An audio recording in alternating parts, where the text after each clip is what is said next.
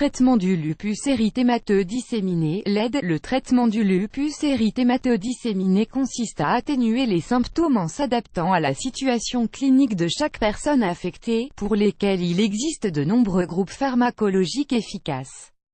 Le traitement du lupus érythémateux disséminé est symptomatique, c'est pourquoi il n'existe pas de traitement étiologique définitif pour guérir cette maladie. Il existe de nombreux traitements axés sur l'atténuation des symptômes, mais une orientation générale du traitement ne peut être établie, car elle doit être adaptée à la situation clinique de chaque patient. Dans chacun des cas, il sera nécessaire de trouver un consensus et d'évaluer les bénéfices et les risques.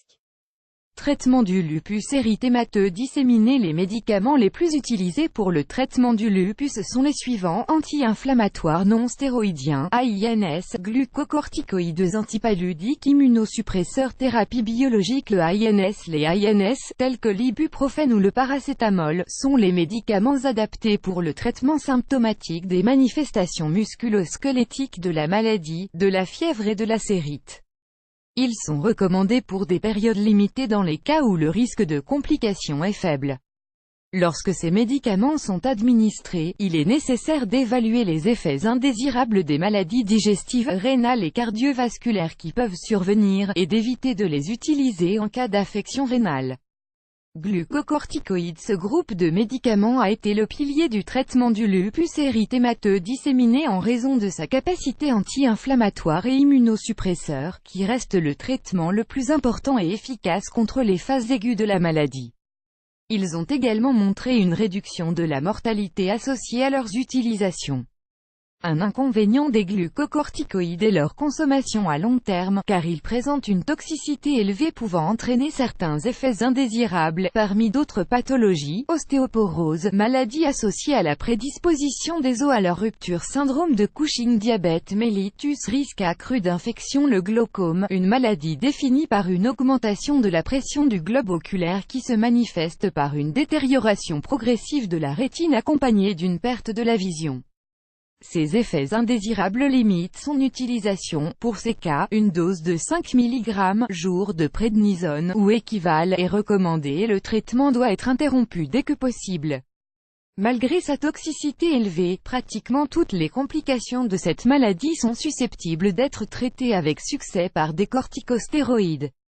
Antipaludiques. Ce groupe comprend la chloroquine, en particulier l'hydroxychloroquine, qui sont des médicaments prescrits à la plupart des patients atteints de LED et les seuls ayant l'indication spécifique de LED jusqu'à l'approbation du belimumab, un médicament biologique que nous aborderons plus tard dans cet article.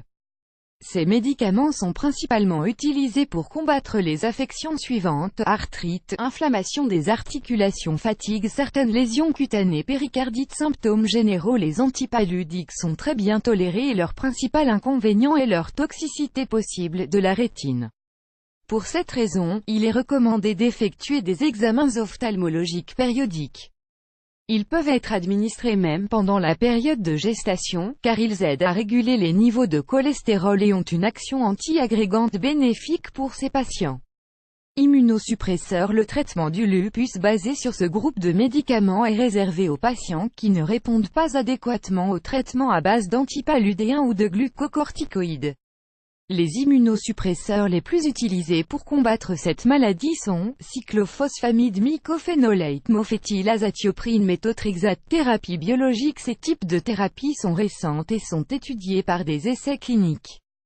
Elles sont basées sur l'utilisation de médicaments biologiques, c'est-à-dire d'anticorps monoclonaux, les plus largement utilisés étant le belimumab et le rituximab. Le belimumab est le premier médicament biologique approuvé comme traitement spécifique du LED, mais ce n'est pas le seul, car les antipaludéens sont également une option, comme nous l'avons expliqué précédemment. La posologie recommandée pour le belimumab est de 10 mg par kg au jour 0, 14 et 28, puis à intervalle de 4 semaines, et s'il n'y a pas d'amélioration du contrôle de la maladie après 6 mois de traitement, l'interruption du traitement doit être évaluée. Les deux médicaments sont actuellement sous étude.